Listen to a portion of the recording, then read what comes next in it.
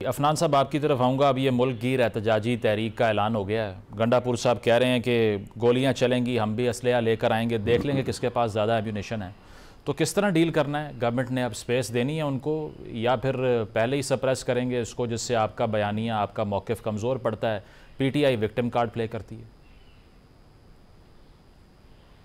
देखिए, बात यह है कि एक तरफ ये लोग राग अलापते हैं आइन का, कानून का, और दूसरी तरफ इनका कंडक्ट ये कि कह रहे हैं कि हम असला लेके आएंगे और हम धावे बोलेंगे, हम जलाएंगे, सर पे कफन पहन के आएंगे।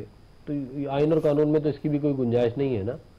आप एक सूबे का वजीर आला ये हरकतें नहीं कर सकता। मगर अच्छा होता, अहमद अवेद साहब ये कहते हैं कि मैं 2018 के इलेक्शन का ऑडिट कहता हूँ, 2018 के इलेक्शन का ऑडिट कहता हूँ। ये कहते हैं ना, फरमाते हैं वाली बात, जितने ये जलाली में बात कर रहे हैं उतनी जलाली में 2018 का भी बोलते हैं ना। आपके लोगों ने कहा कि 2013 का इलेक्शन गलत हुआ, सुप्रीम कोर्ट ने उसका ऑडिट किया और ये बात कंक्लूड की कि कोई सिस्टमैटिक रेगिंग नहीं है। आज तक आप लोगों ने उसकी माफी नहीं मांगी। पूरे मुल्क में आप लोगों ने इंतजार फैलाया इस नाम के ऊपर, सिर्फ इसलिए कि पावर ग्रैब करने के लिए। आप रुक जाए, अभी आप रुक जाए, आप रुक जाए एक मिनट, मैं आपकी बारी नहीं बोला, आप बिल्कुल मेरी बात सुने जी। बात यह है कि आप लोग झूठ बोलते रहे कौम से कि 2013 का इलेक्शन जो है वो रिग्ड हुआ है। जब आपने 35 पंक्चर की बात आपकी पकड़ी गई तो आपने कहा वो सियासी बात थी। आपने क्या उसके ऊपर माफी मांगी? क्या आपने इस चीज पे माफी मांगी कि साकिब निसार ने 2018 के इलेक्शन का ऑडिट नहीं होने दिया? क्या आपने इस चीज पे माफी मांगी कि आरटीएस बिठाया गया? क्या आपने इसमें माफी मांगी कि 1 पेज बनाया गया? आप लोग पागल समझते हैं सारी कौम को। क्या आपको एक दिन आइन और कानून याद आ गया है? उससे पहले कोई आइन और कानून नहीं याद आया। 2018 से पहले, 2022 से पहले कोई आइन और कानून आपको याद नहीं आया जब आप धज्जियां उड़ा रहे थे इस मुल्क के आइन और कानून की। आप लोग लेके आए ये हाइब्रिड निजाम इस मुल्क के अंदर। 22-23% पे पॉवर्टी लाइन थी 2018 में, 39% पे छोड़ के गया है इमरान खान। आज आप हमें पॉवर्टी लाइन के ताने दे रहे हैं। आपको अपना कंडक्ट नजर ही नहीं आता। नहीं, आप जाके अपना कंडक्ट तो देखें 2 मिनट के लिए। अफनान साहब वो कॉस्ट पे कर रहे हैं ना, वो कह रहे हैं ज़ेरे हताब तो हम 2 साल से हम जेल में हैं, अब और कितनी कॉस्ट पे करनी है इन तमाम गुनाहों की जो आप गिनवा रहे हैं? डिस्कनेक्ट हो गया लग रहा है। देखिए, मैं ये कह रहा हूं कि ये सोल्यूशन जो है ना, ये कहानियां बनाने से नहीं आएगा कि जी आपको एकदम से बड़ा याद आ गया कि जी आइन और कानून। भाई आप पहले अपने कंडक्ट को तो देखें, आपका कंडक्ट है क्या? एक तरफ आप हमला करते हैं इस्लामाबाद पे, दूसरी तरफ आप कहते हैं आइन और कानून। इस तरह तो नहीं हो सकता ना कि आप मतलब जो आपको फायदा दे आइन और कानून तो आइन और कानून, नहीं दे तो आप कहेंगे भाड़ में जाए, इनको हाइब्रिड निजाम होना चाहिए, बंदूकें लेके आएंगे। ये क्या लॉजिक है? क्या दलील है? ये क्या, इसका कुछ सर पैर नहीं है इसका। हमने जब चार्टर ऑफ डेमोक्रेसी किया, हमने कहा हम माजी की गलतियों के ऊपर शर्मिंदा हैं, हम आगे सही तरह चलना चाहते हैं। ये होता है तरीका। ठीक, आपने पूरे मुल्क की जमहूरियत की तबाह बर्बादी की, उसके बाद आपको लाया इसलिए गया था। सही। शमीरा साहब आपकी तरफ आऊँगा। ये अब गंडापुर साहब ने पहले ये भी कहा कि अगर हमारी मुलाकात ना करवाई गई बानी चेयरमैन तहरीक इंसाफ से तो जो IMF की शराइतें हैं हम उसको नहीं मानेंगे। इसके साथ साथ अब असलहा लाने की बात भी हो रही है।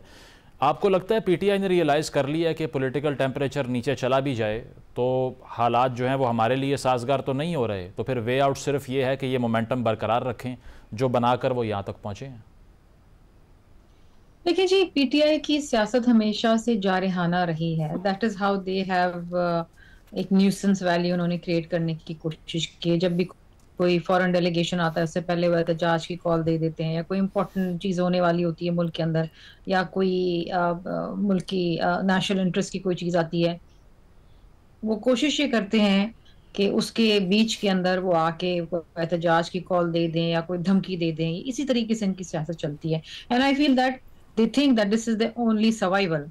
अब बात ये है कि ये कह देना कि जी मुलाकात कराएं। आपको याद होगा नेशनल सिक्योरिटी कि मीटिंग जो पार्लियामान में हुई थी उससे पहले भी इन्होंने कहा था कि हम उसी वक्त अटेंड करेंगे अगर हमें इमरान खान से मिलवाया, उनको पेरोल पे छोड़ा। ये शरायतें, ये शर्तें रखना एक ऐसे इंपॉर्टेंट मरहले से पहले, एक तो मैं समझती हूँ कि बहुत ही गैर जिम्मेदाराना तरीकेकार है कि आप नेशनल सिक्योरिटी को तरजीह नहीं दे रहे लेकिन इमरान खान से मुलाकात को तरजीह दे रहे हैं। लेकिन बात यह है कि अली अमीन गंडापुर तो मैंने देखा है कि वो हमेशा से जो बातें करते हैं, जो उनका तरीकेकार है, बहुत ही जारहाना है। और आई थिंक इस पार्टी में उसको उतनी पजीराई मिलती है जितना वो ज्यादा बदतमीज होता है। ये तरीकेकार नहीं होता जी। मुकदमे हैं, मुकदमों को फेस करें। अब रोज मैं सुनती हूँ कि जी वो ईद से पहले रहा हो जाएंगे, ईद के बाद रहा हो जाएंगे। ये लोगों को बताने वाली बातें हैं। वो रहा जब होंगे, जब अदालतें उनको रहा करेंगी, जब उनके मुकदमे चलेंगे, मुकदमा वो सही लड़ेंगे। अब बात यह है कि इस वक्त जो Imran Khan is not important, no individual is important. इस वक्त आप मुल्क की सालमियत की बात करें, आप बात करें कि आपने, इंडिया ने जो यूनिलैटरली आपका पानी रोका है उसको आप किस तरीके से दुनिया भर के ना ग्लोबली जाके उसको डिप्लोमेटिकली किस तरह उसको उस पर लड़ेंगे, और ये चीज जो है आप उस पर बेहतरी लेकर आएंगे। आपने शर्मिला साहब यूनाइटेड उनको नेशन जाना एक्सक्लूड है। भी तो, वो कहते हैं हमें एक्सक्लूड भी तो किया है ना इस प्रोसेस से। अब ये जो पाकिस्तान का एक सिफारती मौक़िफ़ है, इसको उजागर करने के लिए जो डेलीगेशन, जो टीम पाकिस्तान की बनी है उसमें पीटीआई से कोई भी नहीं है, तो वो ये फील करते हैं कि हमें तो एक्सक्लूड कर दिया आपने। पहली बात तो ये है कि इनको पाकिस्तान की सालमियत, पाकिस्तान की इकोनॉमिक रिवाइवल से कोई सरोकार नहीं है। They not interested. Umar Ayub ने जो बहैसियत एक ऑपोजिशन लीडर स्पीच करी थी पार्लियामान के अंदर, जो मैंने बैठ के वहां सुनी है, that was nothing short of being obnoxious. और ये उस वक्त थी जब इंडिया ने हम पे हमला नहीं किया था। वहां तो बैठ के वो असेंबली के अंदर ये बता रहे थे कि हमारी कमजोरियां कहाँ कहाँ हैं, यहाँ पर आके अटैक करें। मैं तो उसको समझती हूँ कि और कुछ नहीं तो उनके ऊपर कम से कम आर्टिकल 6 लगना चाहिए। इस किस्म की गुफ्तगू उन्होंने किया। I was very disappointed. लेकिन उसके अलावा जो अभी डेलीगेशन जा रहे हैं वो हुकूमती डेलीगेशन जा रहे हैं, उसमें कोई ऑपोजिशन नहीं जा रही है। ये ऑपोजिशन है, ये अपने आप को शर्मिला साहब, इंडिया में आप हुकूमत देखें ना, समझे। शशि थरूर जा रहे हैं, असदुद्दीन अवैसी जा रहे हैं, वो भी गवर्नमेंट का पार्ट नहीं है, लेकिन एक इंटीग्रेशन शो की जा रही है। नहीं, देखिए उसके अंदर ऑपोजिशन के लोग नहीं जा रहे। They may not be part of the government, लेकिन वो हुकूमत के ऊपर ताबड़तोड़ हमले नहीं करते, हुकूमत के खिलाफ बात नहीं करते। ये तो हुकूमत और रियासत के खिलाफ बात करते हैं ना। ये तो असेंबली में बैठ के फौज के खिलाफ बात करते हैं। तो ऐसे लोगों को मतलब इनका तो सवाल ही नहीं बनता। ठीक है। अहमद अवैस साहब, आपकी तरफ आऊँगा। ये फैसल चौधरी साहब ने भी कल बात की है कि खान साहब तक सही रिपोर्ट नहीं पहुँचाई जाती, टीम बदलने की ज़रूरत है। और अगर रिसेंटली मौक़िफ़ देखें तो एक तरफ आर्मी चीफ़ के हवाले से जो स्टेटमेंट खान साहब का आया, वो उसके पोलर अपोजिट है, जो बैरिस्टर गौर साहब कॉन्ग्रेचुलेट कर रहे थे आर्मी चीफ़ को और हुकूमत को।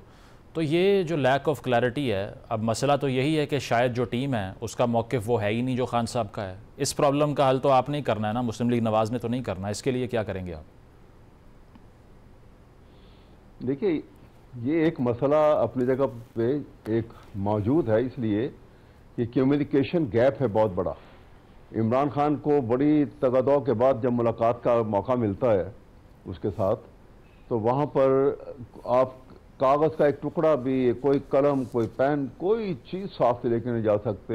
आपके पास इवन करेंसी नोट भी आपकी जो है ना, वो आपका पर्स भी, वॉलेट भी उठा के वो पहले ले लेते हैं और तलाशियां लेने के बाद वहाँ जाके आप मिलते हैं। अहमद साहब, ये आर्टिकल्स तो वो लिखते रहे हैं वैसे इंटरनेशनल पेपर्स में, तो हाउ इज़ दैट पॉसिबल? नहीं, कोई नहीं लिखते रहे। वो मैं किसी के थ्रू किसी ने उनके नाम से लिखा हो तो अलग बात है, वो लिख ही नहीं सकते।